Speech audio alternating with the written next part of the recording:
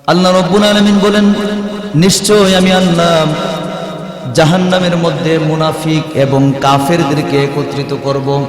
আল্লাহ রাব্বুল আলামিন এই আয়াতের সর্বপ্রথমে কাফেরদের আগে মুনাফিকদেরকে উল্লেখ করেছেন। এর মানে কাফের মুশরিক আপনাকে সামনের দিক থেকে আঘাত করবে, আর মুনাফিক এত নিকৃষ্ট এত মারাত্মক যে পিছনের দিক থেকে আপনার ক্ষতি করবে। অনেক মানুষ বলে আমি মুসলমান, আমি ইমানদার, কিন্তু মুসলমান যদি মুসলমানের কোরআনের বিপক্ষে স্লোগান দেয় তাহলে কতটুকু ক্ষতি হতে পারে। কাফের মুশরিকরা দিতে পারে, কিন্তু মুসলমানরা যখন মুসলমানদের ধর্মের বিরোধিতা করে তখন মুসলমানদের এর চেয়ে বড় ক্ষতি আর কিছু হতে পারে না। এজন্য আল্লাহ রাব্বুল আলামিন বলেন, ইন্নাল্লাহা জামিউল মুনাফিকিনা ওয়াল কাফিরিনা ফি জাহান্নামা জামিআ। আমি জাহান্নামের মধ্যে সর্বপ্রথম মুনাফিকদের কথা বলেছেন, এরপরে কাফেরদেরকে আমি একত্রিত করব। ইন্নাল মুনাফিকিনা ফিদ দারকিল আসফালি মিনান নার ওয়ালান তাজিদ লাহুম নাসীরা। আল্লাহ রাব্বুল আলামিন বলেন, মুনাফিকদের স্থান হবে জাহান্নামের একেবারে তলদেশে নিম্ন জায়গায়, একেবারে জাহান্নামের নিম্ন স্তরে মুনাফিকদের জায়গা হবে। ওয়ালান তাজিদ লাহুম নাসীরা। আর মুনাফিকদের জন্য আমি আল্লাহ পাকের পক্ষ থেকে কোনো সাহায্য নাই, এবং পৃথিবীতে কেউ তাদেরকে সাহায্য করার জন্য আসবে না। তাহলে এই থেকে আমাদের মুনাফিক থেকে সাবধান হতে হবে। মুনাফিক বড় মারাত্মক জিনিস। আজকে আমরা যদি দেখি, আমরা যদি চিন্তা করি, আমাদের মধ্যে মুনাফিকের অভাব নাই। মুনাফিকের কারণে আজকে সারা বিশ্বে মুসলমানরা আজকে লাঞ্ছিত, মুনাফিকদের কারণে মুসলমানরা আজকে অপদস্থ হয়ে লাঞ্ছিত হয়ে মুসলমানরা নির্যাতিত হয়ে আছে। কারণ আমাদেরকে ক্ষতি কাফের মুশরিকটা করতে পারবে না, এই সাহস করবে না মুসলমানদেরকে ক্ষতি করার জন্য। আমাদের ক্ষতি আমরা নিজেরাই করছি। এজন্য মুনাফিক হইতে সাবধান। আমাদের যারা মুনাফিক হবে তারা কথায় কথায় মিথ্যা কথা বলবে। কথায় কথায় মুনাফিকদের কাছ হতে কথায় কথায় মিথ্যা কথা বলা। আমরা মনে করি যে যারা সমাজে নেতা হয়েছে, মানে নেতা হইতে গেলে অনেক নেতারা বলে যে হুজুর এই নেতাগিরি করতে গেলে টুকিটাকি মিথ্যা কথা বলা লাগে, টুকিটাকি মিথ্যা কথা বলা লাগে। দেখা গেছে এখন আছে শিমুলকান্দি বাজার, আপনি ফোন দিচ্ছেন যে তিয়ারির চোর আছে, ভৈরব আছে, বলবে যে শিমুলকান্দি আইসে বলছে। এক জানাজায় গেছি কিছুদিন আগে, জোহরের নামাজ পড়ে সব মানুষ আমরা জানাজার জন্য দাঁড়িয়ে আছি। এখন নেতা আসবে, নেতার জন্য সবাই দাঁড়ানো। নেতা বলতেছে আয়সা পড়ছি কাছাকাছি, এই এরকম সরারসর বাজার আছে, কিন্তু অনেক দূর জানছে। এরপরে মনে করেন যে আসছে নেতা, অনেক লেট করে আসছে, আয়সা নামাজে সামনে আইসেই মাইক নিয়ে বক্তব্য দিয়া নামাজে দাঁড়াই গেছে। এই যে নামাজে দাঁড়াইলো, নেতাকে জোহরের নামাজ পড়ছে মনে করেন। যে লোক গাড়ি দিয়া সফর করে আসছে, জোহরের নামাজ পড়ছে। জোহরের নামাজ তো দূরের কথা, উযু আছে না নাই এটাই তো জানা নেই। তাহলে সে কি জানাজার নামাজ পড়তে আসলো নাকি সমর্থন নেওয়ার জন্য, ভোট নেওয়ার জন্য আসলো? আমরা সমাজে যদি ইমাম যদি সিলেক্ট করি, ইমাম যদি নির্ধারণ করি, ইমাম নিয়োগ দেওয়ার জন্য চেষ্টা করি, আমরা কি করি? ইমামকে প্রথমে ইন্টারভিউ কল দিই। ইমাম প্রথমে ইন্টারভিউ কল দিই। ইন্টারভিউ কলের পরে 10 জন 15 জন ইমাম সাহেব ইন্টারভিউ দেওয়ার পরে এরপরে একজনকে সিলেক্ট করি। দ্বিতীয়বার আবার ইমাম সাহেবকে ডাকি, এগুলি তাক নাইল নেই, এটা সমস্যা নেই, হ্যান্ডেল দিয়ে দিলেন।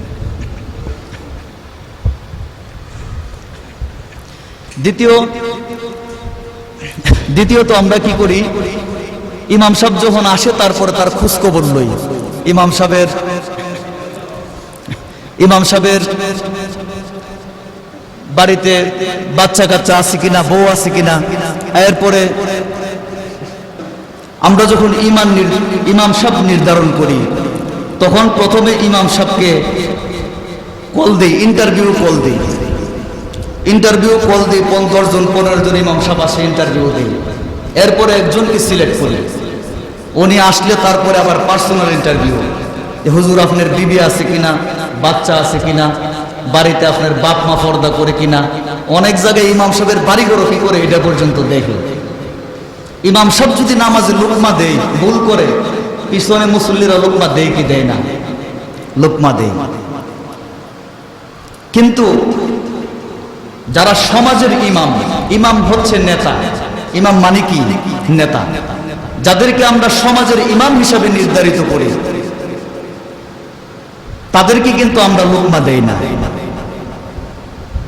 এখন মনে করেন একটা বাসের মধ্যে বাংলাদেশের সব বড় বড় আলেম, আল্লামা জুনায়েদ বাবুনগরী, এরপরে চরমনের পিসা হুজুর আল্লামা মামুনুল হক, আরো যত আলেম আছে সব আলেম অথবা দরবারের সমস্ত পীর একটা বাসের ভিতরে ঢুকাইলেন, বাসের ভিতরে হেরা গেল। এখন এটা ড্রাইভার দিলেন একজন মদখোর গাঁজাখোর লোক। এখন বাংলাদেশের বড় বড় আলেমরা, বড় বড় পিসাবদা এই গাড়ির সিটের মধ্যে বসা সুবহানাল্লাহ আলহামদুলিল্লাহ তাসবিহ পড়তেছে। এখন গাড়ি যে চালাইবে ড্রাইভার, এই ড্রাইভার হচ্ছে নেশাখোর। নেশা করে ভরপুর হয়ে ওভারলুট হয়ে সে গিয়া ড্রাইভিং সিটে বসছে। এখন এই গাড়ি কি রোডে চলবো না খালে যাবে? খাদে যাবে। আমাদের অবস্থা ঠিক এরকম। আমরা সমাজে যাদেরকে নেতা নির্ধারণ করি, আমাদের সমাজের যে ইমাম, রাষ্ট্রের ইমাম, তারা কিন্তু ঠিক নাই। আমরা যদি মসজিদে বসে তাসবিহ পড়ি, বড় বড় হুজুর হই, দেখা গেছে আল্লাহর কোনো গজব আসলে এলাকায় যদি বৃষ্টি না আসে, সবাই এসে হুজুর বৃষ্টির জন্য দোয়া করে। হুজুর তো মুসল্লিরা বৃষ্টির জন্য দোয়া করে, বৃষ্টি তো আর আসে না। উল্টা আরো হুজুরের উপরে চাপ, হুজুর আপনারা কি দোয়া করেন? আগের হুজুররা দোয়া করলে সাথে সাথে বৃষ্টি নামছে, আপনারা দোয়া করলে যে বৃষ্টি নামে না। বৃষ্টি নামবে কিভাবে? আমাদের তো ড্রাইভার ঠিক নাই। ড্রাইভার যদি আল্লাহর তাসবিহ করে তাহাজ্জুদ নামাজেও দাঁড়ায় থাকে প্যাসেঞ্জার, আর ড্রাইভার যদি মদখোর, নেশাখোর হয়, জিনাখোর হয়, ব্যভিচারী হয়, তাহলে এই গাড়ি কখনো গন্তব্যে যাবে না, এটা খাদে যাবে। কথা ঠিক না বেটি? এজন্য আমাদেরকে ভোট হচ্ছে আমাদের একটা আমানত। এই আমানত কাদেরকে দিব? আমরা একজন ইমাম নির্ধারিত করতে গেলে যদি এত যাচাই বাছাই করি, ইমাম ভুল করলে যদি আমরা লোকমা দেই, সমাজ যাদেরকে আমরা ইমাম বানাচ্ছি, ইমাম সাহেব যখন দায়িত্ব নেই, দান বাক্সের বাক্স চোর চাবিও কিন্তু ইমাম সাহেবের কাছে দেয় না। চিন্তা করি ইমাম সাহেব আবার টাকা লয়ে বাড়ির জায়গায়। আপনাদের এখানে আলহামদুলিল্লাহ ভালো, কিন্তু অনেক জায়গায় এরকম আছে ইমাম সাহেবের কাছে চাবি থাকে না, নির্ধারিত ক্যাশিয়ার থাকতে পারে, 2000 5000 টাকা থাকে। আর সমাজ যারা প্রতিষ্ঠা করে, সমাজ যারা পরিচালনা করে, তাদের কাছে লক্ষ লক্ষ কোটি টাকার বাজেটের চাবি থাকে। কথা ঠিক না বেটি? তাদেরকে কিন্তু আমরা খোঁজখবর দেই না। এই জন্য আজকে আমাদের জাতির এই অবস্থা। আমাদের ড্রাইভার ঠিক নাই, আমাদের ড্রাইভারের সমস্যা। এই জন্য বুট হচ্ছে একটি আমানত। শুধু আমানত নয়, বুট হচ্ছে শাহাদত, সাক্ষ্য দেওয়া। বুট হচ্ছে ওকালত। আপনি যাকে ভোট দিবেন তার পক্ষে আপনি ওকালতি করলেন, তার পক্ষে আপনি রায় দিলেন যে এই ব্যক্তিকে আমি সমর্থন দিলাম, সে ভালো, সে মেম্বার হবে, সে চেয়ারম্যান হবে। কথা ঠিক না বেটি? ভোট হচ্ছে আমানত, শাহাদত, ওকালত। এখন এই যে আমি সমর্থন দিলাম, এই যে আমি সমর্থন দিলাম একটা মানুষকে, আল্লাহ রাব্বুল আলামিন সূরা নিসার 85 নম্বর আয়াতে বলতেছেন, মাইয়াশফা শাফাআতান হাসানাতান ইয়াকুন লাহু নাসীবুম মিনহা ওয়া মাইয়াশফা শাফাআতান সাইয়্যাতান ইয়াকুন লাহু কিফলুম মিনহা ওয়া কানা আল্লাহু আলা কুল্লি শাইইন মুকীতা। আল্লাহ রাব্বুল আলামিন বলেন, ও দুনিয়ার মানুষেরা, তোমরা যদি কোনো ভালো কাজ করো, অথবা যারা ভালো কাজ করে, নেকের কাজ করে, সহজ পথে চলে, ওই মানুষদেরকে যদি তোমরা সহযোগিতা করো, নেক কাজ যারা করে তাদেরকে যদি সহযোগিতা করো, সমর্থন করো, ভোট দাও, তাহলে আমি আল্লাহ রব্বুল আলামিন ওই ব্যক্তির নেকের কাজ করে, ভালো কাজ করে যেই পরিমাণ সওয়াব পাবে, তুমি সমর্থন দেওয়ার কারণে তোমার আমলনামায় সেই পরিমাণ সওয়াব দিয়ে দিব। ومن يشفع شفاعة سيئة يكن له كفل منها وكان الله على كل شيء مقيتا। আল্লাহ রাব্বুল আলামিন বলেন, আর যারা অন্যায়ের কাজ করবে, বেবিচারি করবে, জিনা করবে, ওই সমস্ত ব্যক্তিদেরকে তোমরা যদি সাপোর্ট করো, সমর্থ দাও, ভোট দাও, হে যেই পরিমাণ গুনাহ করবে, সমস্ত পরিমাণ যেই পরিমাণ গুনাহ করবে, এই পরিমাণ গুনাহ তোমার আমলের মধ্যে আমি সম্পৃক্ত করে দিব। কারণ হাসরের ময়দানে মানুষজন যখন তার আমলনামা তাদের সামনে দেওয়া হবে, আমলনামা দেওয়ার পরে ওই সমস্ত মানুষেরা বলবে, ইকরা কিতাবাকা কাফা বিনাফসিকাল ইয়াউমা আলাইকা হাসিবা।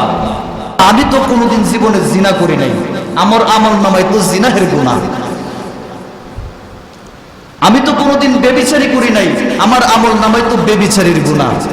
আল্লাহ রাব্বুল আলামিন বলবে, তুমি জিনা করো নাই, তুমি বেবিচারি করো নাই, কিন্তু পৃথিবীতে যে জিনা করছিল, একজন বেবিচারকে, একজন জুলুমকারীকে তুমি সমর্থন দিয়েছিলে, ভোট দিয়েছিলে, সে যতদিন পর্যন্ত তোমার সমর্থন পেয়ে, ক্ষমতা পেয়ে জিনা করেছে, অন্যায় করেছে, বেবিচারি করেছে, সুদ ঘুষ খেয়েছে, ওই সমস্ত সব গুনাহ তোমার আমলনামায় সে যে পরিমাণ পাইছে সব তোমাকে দেওয়া হবে। এটা আমার কথা না, আল্লাহর কথা। এখন যদি কেউ মনে করে হুজুরে ভোটের বিরুদ্ধে ওয়াজ করতেছে, তাহলে কোরআন শরীফের সূরা নিসার 185 নম্বর আয়াত কেটে ফেলে দিতে হবে। কথা ঠিক না বেটি? বিশ্বনবী মুহাম্মদুর রাসূলুল্লাহ সাল্লাল্লাহু আলাইহি ওয়াসাল্লাম যখন হিজরতে চলে যাবেন সিদ্ধান্ত নিলেন, মক্কার কাফির মুশরিকরা নবীজির চতুর্পাশে ঘেরাও দিয়ে দিলেন। বিশ্বনবী সাল্লাল্লাহু আলাইহি ওয়াসাল্লাম হযরত আলীকে ডাকলেন, ডেকে বললেন, আলী তুমি আমার জায়গায় শুয়ে থাকো। যেই মানুষেরা আমাকে হামলা করতে আসছে, যেই মানুষেরা আমাকে হত্যা করার জন্য এসেছে, তাদের কাহারো বাতিজার, কাহারো ভাইয়ের, কাহারো স্ত্রীর সম্পদ আমি মুহাম্মদের কাছে বিশ্বাস করে রেখেছে।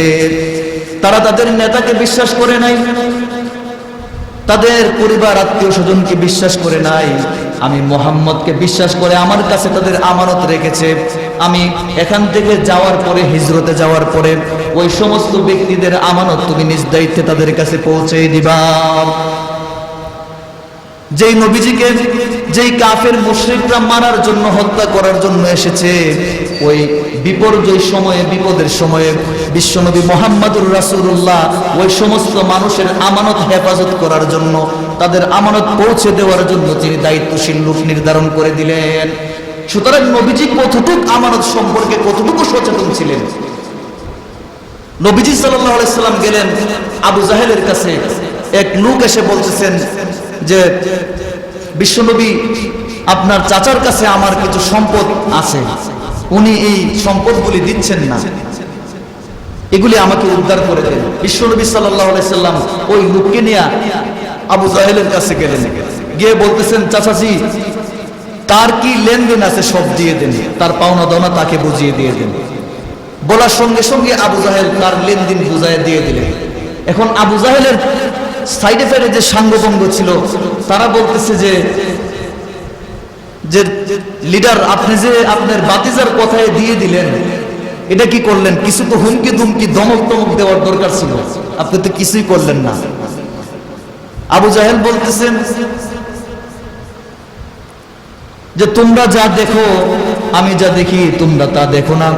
আমি দেখলাম আমার বাতিজা মুহাম্মদ যখন আমার কাছে এসেছে, যখন এসে বলেছে, চাচাজি ওই ব্যক্তির হক আপনি আদায় করে দিয়ে দিন, তার আমানতগুলি আপনি তার কাছে পৌঁছে দেন।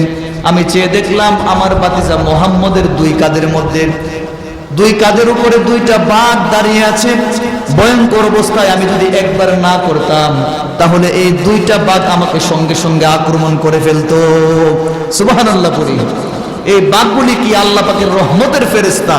আল্লাহ স্বয়ং নিজে যারা নাকি আমানতের পক্ষে কাজ করবে, যারা সত্যের পক্ষে কাজ করবে, আজও পর্যন্ত আল্লাহ তাআলার সাহায্য তাদের পাশে থাকবে কি থাকবে না? অবশ্যই থাকবে। এই জন্য আমাদেরকে আমানতের খেয়ানত করা যাবে না, আমানতের সঠিক জায়গায় আমানত পৌঁছে দিতে হবে। ইনশাআল্লাহ রাজি আছে তো? এই আয়াতটা এসেছে মক্কা শরীফের কাবার চাবি সংক্রান্ত বিষয়ে, কিন্তু আসলেই বর্তমান প্রেক্ষাপটে আল্লামা শফি রহমতুল্লাহ আলাইহি তাফসির করেছেন তাফসিরে মারিফুল কোরআনে। সমর্থন। আপনারা বাংলা ডিকশনারি এসে দেখবেন অথবা মারিফুল কোরআন এনে দেখেন যে এখানে লেখা আছে সমর্থন মানে ভোট, সমর্থন মানে ভোট। এই যে ভোট আমানত সমর্থন আপনি কাকে দিবেন, আমরা কাদেরকে ভোট দেই? আজকে বর্তমানে আমরা যদি সমাজে দেখি যে হুজুর নেতাগিরি যারা করে একটু মিথ্যা কথা বলে, কথায় কথায় যারা মিথ্যা কথা বলে, যারা দেখবেন নির্বাচিত হওয়ার আগে অনেক মানুষ মসজিদে আধা ঘন্টা আগে, নামাজের আধা ঘন্টা আগে এসে তসবিহ নিয়ে বসে থাকবে, আছে না নাই? মানুষকে ভালো ভালো উপদেশ দিবে, ভালো ভালো কথা বলবে, কিন্তু নির্বাচিত হওয়ার পরে ওই মানুষগুলির চরিত্র একেবারেই পরিবর্তন হয়ে যায়। মসজিদে তো আসেই না, মসজিদে যারা নামাজ পড়ে তাদের বিরোধিতা করে, কথা ঠিক না বেটি? আজকে সমাজে আমাদের নেতা হচ্ছে আমাদের ইমাম, যারা সুদখোর, ঘুষখোর, চরিত্রহীন। এজন্য ভালো মানুষদেরকে নির্বাচিত করতে হবে। আমাদের ইমাম ঠিক নেই, ইমাম ঠিক করতে হবে। এখন করোনা নামক মহামারী দিয়ে সারা বিশ্বকে আতঙ্ক করে ফেলেছে। মানুষজন বলে এত আলেম ওলামা থাকতে, বাংলাদেশে এত হুজুর থাকতে, বড় বড় হুজুর থাকতে, করোনা তো দোয়া করে দূরে সরাইতে পারলো না। এখন হুজুরের দোয়া কাজে ড্রাইভার তো ঠিক নাই, কথা ঠিক না বেটি? ড্রাইভার তো সমস্যা, কারণ হুজুররা হচ্ছে প্যাসেঞ্জার। বর্তমানে আমরা হুজুরদেরকে প্যাসেঞ্জার বানিয়ে রেখেছি, আর যারা ড্রাইভিং করছে তারা হচ্ছে সমাজের মাথার লোকগুলা। এই জন্য এই আয়াত থেকে আমাদেরকে শিক্ষা নিতে হবে। আল্লাহ রাব্বুল আলামিন বলতেছেন, ইন্নাল্লাহা ইয়া'মুরুকুম আন তুআদ্দুল আমানাতি ইলা আহলিহা ওয়া ইযা হাকামতুম বাইনান নাসি আন তাহকুমু বিল আদল ইন্নাল্লাহা নি'মা ইয়া'iযুকুম বিহি ইন্নাল্লাহা কানা সামিআন বাসীরা। আল্লাহ রাব্বুল আলামিন বলেন, ও দুনিয়ার মানুষেরা, ইন্নাল্লাহা, আমি আল্লাহ, নিশ্চয় আমি আল্লাহ, ইয়া'মুরুকুম, তোমাদেরকে নির্দেশ করছি, আন তুআদ্দুল আমানাতি ইলা আহলিহা, তোমাদের মধ্যে যারা আমানত প্রাপ্য, আমানত হকদার, ওই সমস্ত ব্যক্তিদের আমানত তোমরা সঠিকভাবে তাদের কাছে পৌঁছায় দাও। ওয়া ইযা হাকামতুম বাইনান নাসি আন তাহকুমু বিল আদল, এবং তোমরা যখন বিচার শাসন, বিচার কার্যালয়ে যাবে, সেটা হোক আদালত, সেটা হোক কোর্টে, সেটা হোক সামাজিক বিচার কার্যালয়, যেই জায়গাতেই তোমরা বিচার সম্পন্ন করতে যাবে, বিচার কার্যালয়ে বসবে, অবশ্যই তোমরা ন্যায়সঙ্গতভাবে বিচার আচার করবে। কিন্তু আজকে আমাদের অবস্থা কি হয় জানেননি? বিচার মনে করেন যে রাত্রে আপনি গেছেন, গিয়ে বলতেছেন, ভাই আমারে তো মারধর করছে, আমার উপরে খুব জুলুম করছে। নেতার কাছে গেছেন, আপনার ইমামের কাছে গেছেন, গিয়ে অভিযোগ দিছেন, বলছে আরে তোমার অত্যাচার করছে, জুলুম করছে, যাও কালকে সত্য বিচার করবেন। সকালবেলা যখন আপনি ঘুম থেকে উঠে গেলেন বিচার কার্যালয়ে, তখন গিয়ে দেখেন সব আপনার উল্টা, কথা ঠিক না বেটি? আপনি নির্যাতিত হয়েছেন, জুলুমের শিকার হয়েছেন, এরপরে উল্টা বিচার দিয়া মারছে, টাকা জরিমানা দিয়ে আসতে হয়েছে। কারণ কি হইল? রাত্রে দেখে সকালের ভিতরে এই মনে করেন যে লেনদেন হয়ে গেছে, কথা ঠিক না বেটি? আপনাদের এলাকায় মনে এরকম নাই, আমাদের এদিকে আছে। এই যে সুদ, ঘুষ খেয়ে বিচার, একটা মানুষ নির্যাতিত হয়েছে, এই বিচার পরিবর্তন হয়ে গেছে। কোন মানুষের ভিতরে যদি আল্লাহ পাকের কোরআন না থাকে, ন্যূনতম ইসলামের শিক্ষা তার ভিতরে না থাকে, ওই মানুষ সমাজের নেতা হতে পারে না। এখন নেতা কাদেরকে নির্বাচিত করতে হবে? কাদেরকে আমরা নেতা নির্বাচিত করব? সমাজে যাদেরকে আমরা ইমাম রাখি, ইমামের চেয়ে নেতা ভালো হতে হবে। কথা বুঝতে পেরেছেন? নেতা এমন লোককে নির্বাচিত করতে হবে যে নাকি ইমামের চেয়ে ভালো। কারণ ইমাম হচ্ছে একটা মহল্লা, একটা মসজিদ কেন্দ্রিক নেতা, মসজিদ কেন্দ্রিক ইমাম। আর আমরা যাদেরকে সমাজের ইমাম বানাই, সে গোটা সমাজের, গোটা ইউনিয়নের, গোটা উপজেলার, গোটা দেশের ইমাম, কথা ঠিক না বেটি? এজন্য নেতা হতে হবে আল্লাহ পাকের কোরআনের ভাষায় সে মসজিদের ইমামের চেয়েও চরিত্রবান হতে হবে। কথা ঠিক না বেঠিক? এখন বলবেন হুজুর এই নেতা যদি খুঁজতে যায় যারা নির্বাচন করে একজনও তো খুঁজে পাওয়া যেত না। কথা ঠিক না বেঠিক? এখন আমরা ভোট দেব কাকে? আমরা ভোট কাকে দিব? এরকমই যদি হয় যে মসজিদের ইমাম সাহেবের চেয়ে ভালো কোনো নেতা আসে না, যারা আসে সব সুদ বাটপার সিটার, সব সুদকুর জিনাকুর বেবিচারী, আমরা ভোট দিব কাকে? আপনারা যারা নির্বাচন করবে তাদের মধ্যে যে ভালো তাকে দিবেন। অথবা যদি মনে করেন তাদের মধ্যে কেউ ভালো না, কেউই ভালো না, তাহলে আপনার ইমানি দায়িত্ব, আপনার ইমানি দায়িত্ব হচ্ছে আপনারা একজন নেতা নির্বাচিত করবেন। সবাইকে বয়কট করে আপনারা নেতা নির্বাচিত করবেন, এটা ইমানি দায়িত্ব। কারণ অন্যায় যে করে, অন্যায় যে সহে, অন্যায়কে যে সাপোর্ট করে, তিনজন সমান অপরাধ। আমরা এতদিন শুনেছি যে অন্যায় যে করে, অন্যায় যে সহে, এরা দুজন অপরাধী। আমি বলি অন্যায় করে যে, অন্যায় সহে যে, অন্যায়কে যে সমর্থন করে, ভোট দেয়, সাপোর্ট করে, তিনজন সমান অপরাধী। এটা আমার কথা না, আল্লাহর কোরআনের কথা। কথা ঠিক না বেঠিক? এই জন্য আমি মনে করলাম যে যে মঞ্চা নির্বাচন করছে, যে মঞ্চা করুক, এটা আমার ব্যাপার না। কেউ যখন ইসলামের দৃষ্টিতে কেউই যখন ভোট দেওয়ার যোগ্য না, আমি ভোট দিতে যাব না, ঘরে বসে থাকবো, তাহলে আপনি অন্যায় সহ্য করলেন। সে নির্বাচিত হয়ে যত গুনাহ করবে, আপনি ঘরে বসে যে সহ্য করলেন, আপনি ঘরে বসে বসে এই গুনাহ পাবেন। এই কথা কি আমার না সূরা নিসার 85 নম্বর আয়াতের? সূরা নিসার 85 নম্বর আয়াতের। আপনি অন্যায়কে সমর্থন করলেন, অথবা আপনি অন্যায়কে সহ্য করে বসে থাকলেন, হবে না। যে ঘরে বসে থাকবো, আমি নির্ভেজাল ভাবে থাকতে চাইবো, ইসলাম সেই সমর্থন আপনাকে দেয় না, ইসলাম সেই কথা আপনাকে বলে না। আপনি যদি বলেন যে না আমি ইসলাম মানব না, আমি ইসলামের এই আইন মানি না,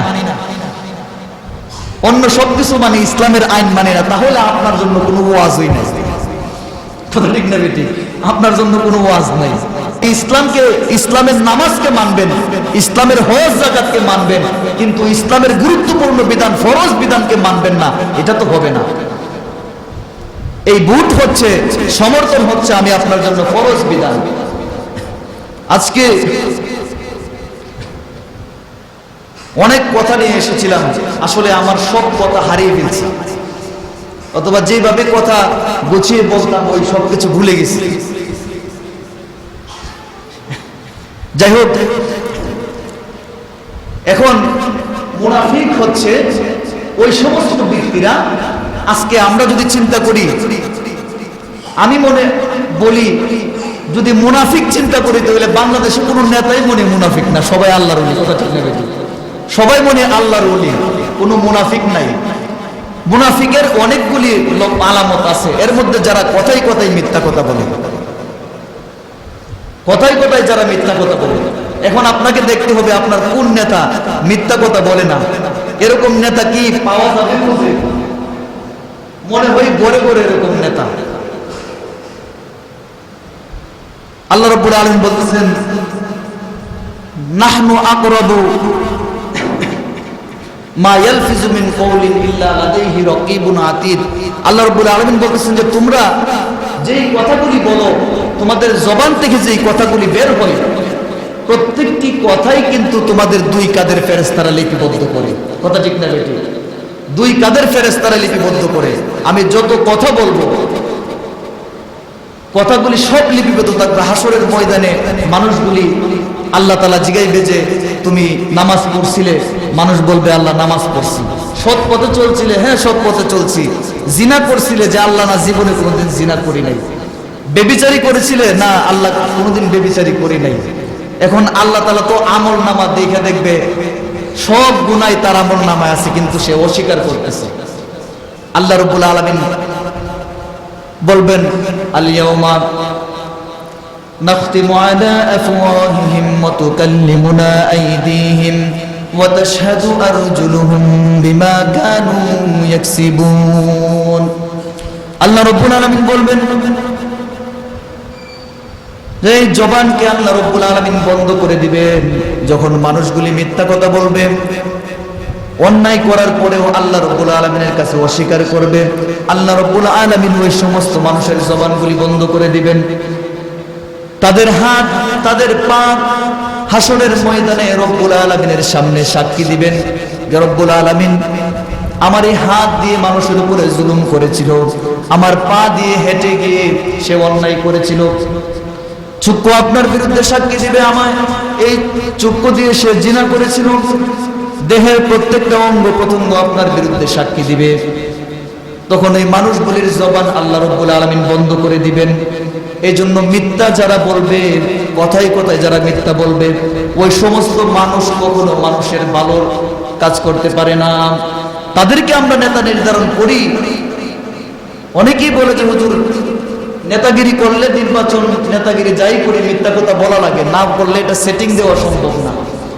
মিথ্যা দিয়ে যে জিনিস শুরু হয়, মিথ্যা দিয়ে যে জিনিস গঠিত হয়, এই জিনিস দিয়ে কখনো ভালো কিছু আশা করা যায় না। এজন্য আমাদেরকে মুনাফিকি থেকে দূরে থাকতে হবে। যারা মিথ্যা কথা বলে কথায় কথায়, তারা হচ্ছে মুনাফিক। যারা কথা দিয়ে প্রতিশ্রুতি রাখে না, তারাও হচ্ছে মুনাফিক। অনেক মানুষ অনেক আশ্বাস দেয়, অনেক কথা বলে, কিন্তু পরবর্তীতে এইগুলি কিছুই ঠিক থাকে না। ক্ষমতায় যদি যেতে পারে, ক্ষমতায় যাওয়ার আগে সবার পায়ে ধরবো। ক্ষমতায় যদি যেতে পারে তাহলে 30 বছর আগে আপনার কি কষ্ট দিছিল, আপনার সাথে কি শত্রুতা ছিল, এইগুলি খুঁজে বের করে করে আপনার উপরে, এটার উপরে চালাইব, এটার প্রতিশোধ আপনার উপরে চালিয়ে দিবে। এই জন্য নেতা নির্ধারণ করার বেলায় আমাদেরকে দিনদার, ফরহেজগার, যারা একজন ইমামের মতো অথবা ইমামের চেয়ে ভালো, ওই সমস্ত ব্যক্তিদেরকে ভোট দিতে হবে। ভোট হচ্ছে আমাদের একটা আমানত। এই ভোট হচ্ছে আমাদের একটা আমানত। এই আমানত আমরা কোথায় দিব, এটা চিন্তাধারা করে দিতে হবে। ইনশাল্লাহ নির্বাচন চলমান চলতেছে, আমরা সকলেই এই বাণী দায়িত্ব পালন করার চেষ্টা করব। রাজি আছি তো? ইনশাল্লাহ রাজি আছি বলছেন, কিন্তু কার্যক্রমে কতটুকু হবে এটা আপনারাই জানেন। তবে দোয়া করে যেন কার্যকরী হয়। এলাকায় ভালো মানুষদেরকে নির্বাচন করা হোক, যাদের জন্য সমাজের উপকার হবে, বিশেষ করে যাদের জন্য ইসলামের উপকার করা হবে। যেই মানুষগুলি নির্বাচনের আগে মসজিদে এসে মুসল্লিদের কাছে দোয়া চাই, ইমাম সাহেবদের কাছে দোয়া চাই, এই মানুষগুলি নির্বাচিত হওয়ার পরে আল্লাহ পাকের কোরআনের মাহফিলকে বন্ধ করে দিই। কথা ঠিক না বেঠিক? এই জন্য নেতা নির্বাচিত করার আগে আপনাকে চিন্তা করতে হবে এই ব্যক্তিটা কোরআনের পক্ষে আছে না কোরআনের বিপক্ষে থাকবে, ওই ব্যক্তির দ্বারা সমাজের উপকার হবে না ক্ষতি হবে। এই বিষয়গুলি আমাদেরকে লক্ষ্য রাখতে হবে। আর এই কথাগুলি বলা হচ্ছে আমাদের দায়িত্ব। বলবেন যে হুজুররা কোনো রাজনীতি, অনেকেই বলে হুজুররা কিসের রাজনীতি, হুজুররা এগুলি বলে কেন? এটা আমাদের দায়িত্ব। রাজনীতি করে গেছেন মুহাম্মদুর রাসূলুল্লাহ সাল্লাল্লাহু আলাইহি সাল্লাম, সারা বিশ্ব শাসন করে গেছেন। হযরতে ওমর শাসন করে গেছেন, অর্ধজাহানের খলিফা ছিলেন, আমাদেরকে সেই শিক্ষা দিয়েছেন। রাজনীতি মানি ইসলাম, ইসলাম মানি রাজনীতি। আর যারা রাজনীতি করবে আল্লাহর কোরআন থেকে করতে হবে, ইসলাম থেকে করতে হবে। আল্লাহর কোরআনের বাইরে করলেই এটা অবৈধ হবে, বৈধ পন্থাই হবে না। এজন্য আল্লাহ তাআলা আমাদের সকলকে আমল করার তৌফিক দিন। সকলে পড়ি আমিন।